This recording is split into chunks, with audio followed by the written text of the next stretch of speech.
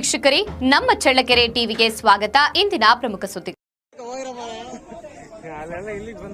Tomato ಬೆಲೆ ದಿಢೀರ್ ಕುಸಿತ ಪರಿಣಾಮ ಚಳ್ಳಕೆರೆ ತಾಲೂಕಿನ ರೈತರು ತೀವ್ರ ಆರ್ಥಿಕ ಸಂಕಷ್ಟಕ್ಕೆ ಸಿಲುಕಿದ್ದು ನ್ಯಾಯಯುತ ಬೆಲೆಗಾಗಿ ಆಗ್ರಹಿಸಿ ಶುಕ್ರವಾರ ಪ್ರತಿಭಟನೆ ನಡೆಸಿದ್ದಾರೆ.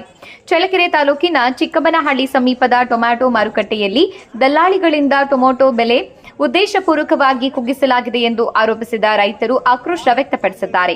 ಪ್ರತಿಭಟನೆಯ ಭಾಗವಾಗಿ ತಾವು ಮಾರಾಟಕ್ಕೆ ತಂದಿದ್ದ ಟೊಮ್ಯಾಟೊಗಳನ್ನು ರಾಷ್ಟ್ರೀಯ ಹೆದ್ದಾರಿಯ ಮೇಲೆ ಸುರಿದು ಸರ್ಕಾರ ಹಾಗೂ ಸಂಬಂಧಿತ ಅಧಿಕಾರಿಗಳ ವಿರುದ್ಧ ಆಕ್ರೋಶ ಹೊರಹಾಕಿದ್ದಾರೆ.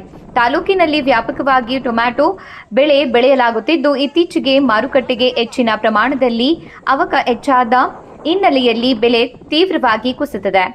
ಲಕ್ಷಾಂತರ ರೂಪಾಯಿ ವೆಚ್ಚ ಮಾಡಿ ಬೆಳೆ ಬೆಳೆದಿದ್ರೂ ಉತ್ಪಾದನಾ ವೆಚ್ಚವು ವಾಪಸ್ ಬರದ ಸ್ಥಿತಿ ನಿರ್ಮಾಣವಾಗಿದೆ ಎಂದು ರೈತರು ಅಳಲು ತೋಡಿಕೊಂಡಿದ್ದಾರೆ.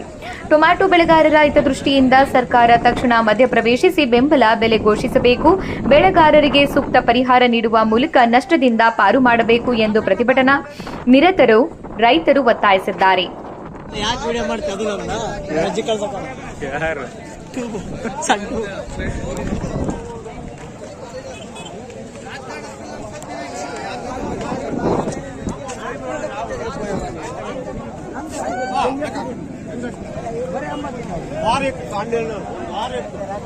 ಜಾಮ